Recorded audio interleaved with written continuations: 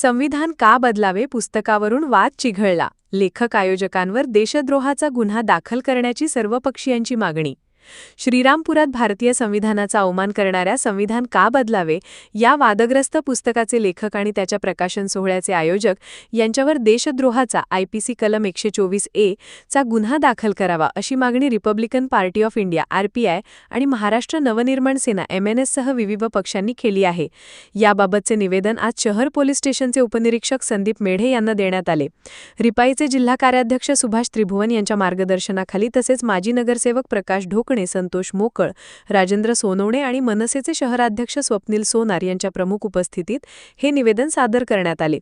निवेदनात म्हटले आहे की दिनांक 26 जुलै 2025 रोजी नवी पेठ पुणे येथील पत्रकार भवन येथे ॲडव्होकेट शिवाजी कोकणे लिखित संविधान का बदलावे या पुस्तकाचा प्रकाशन सोहळा आयोजित करण्यात आला होता.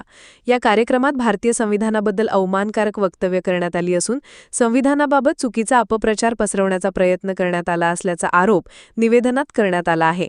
या दोषींवर देशद्रोहाचा गुन्हा दाखल करून तातडीने कारवाई करण्यात यावी, अन्यथा देशात मोठ्या स्वरूपाची आंदोलने छेडण्यात येतील असा इशाराही देण्यात आला आहे.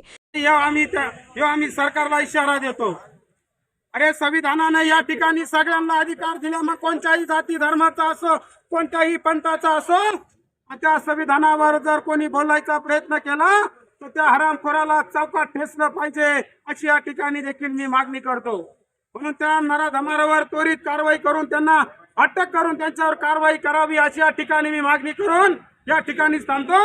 जय भीम, जय भारत, जय संविधान.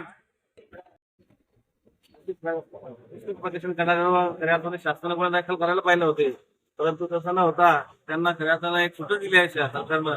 म्हणून या ठिकाणी अशा प्रकारे देशद्रोहाचा गुन्हा दाखल त्यांच्यावर झालाच पाहिजे. या मागणीसाठी खऱ्या अर्थानं आज आपण सर्वजण या ठिकाणी भीमसैनिक सर्व व्यापारी वर्ग या ठिकाणी जमलो.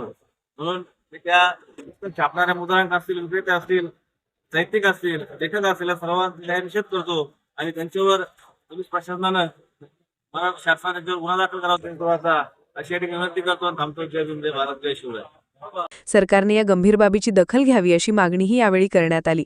यावेळी राहुल शहाणे, एजाज पठाण, विशाल सुरटकर, अमोल काळे, विलास जाधव, श्रीराम निकुंभ, विशाल थोरात, आशिष मोरे, गणेश पालकर, गौस तांबोळी, योगेश जाधव, दादासाहेब बनकर, रमेश ढाकणे, अमित कुसुमकर, जावेद अत्ता, रविनाथ सुपेकर, ताया शिंदे, प्रदीप निकुंभ, बिलाल अत्तार, मोजेस चक्रनारायण आदी कार्यकर्ते उपस्थित होते.